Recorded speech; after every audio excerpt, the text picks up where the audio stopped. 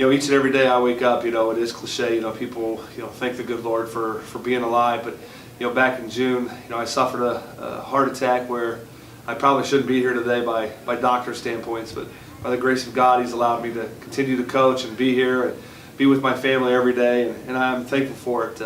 When you suffer some sort of, life tragic, altering event, you put things in perspective. Having 2 state titles, and it's a blessing, and to be around these young guys right now, helping them get to where we're at right now.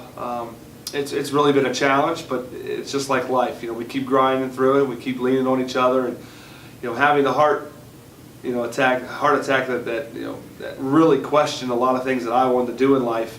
Really put things in perspective of how important things are.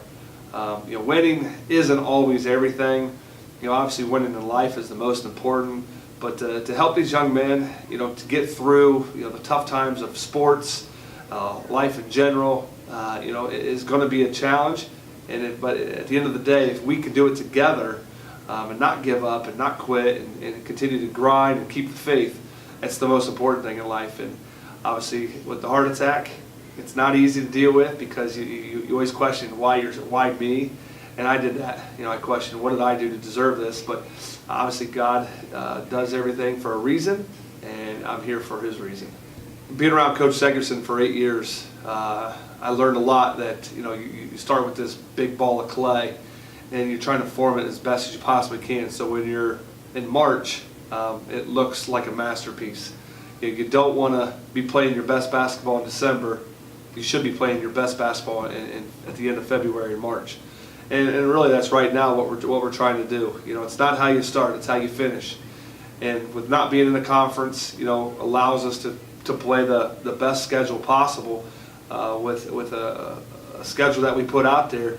It's whether playing your teams from Toledo or Bellefontaine or Dayton, obviously the city schools here with Lyman, Elida, Shawnee, Bath, Delphos St. John's, Ottawa, Glandorf, a lot of the WBL schools. So it really helps us prepare for what we're going to face. Graduating 7 seniors and 5 starters from last year's state championship team, we're obviously lacking the experience, a lot of leadership.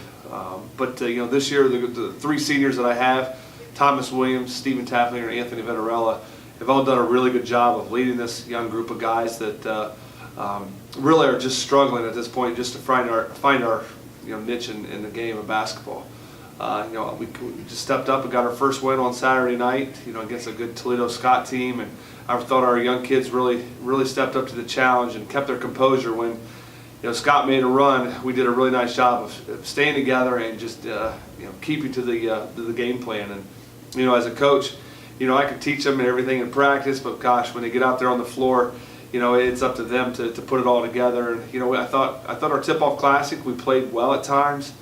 We struggled. Obviously handling the ball and the pressure, but in a venue like the Elida Fieldhouse and playing against a good Shawnee team and a bad team, our inexperience really showed.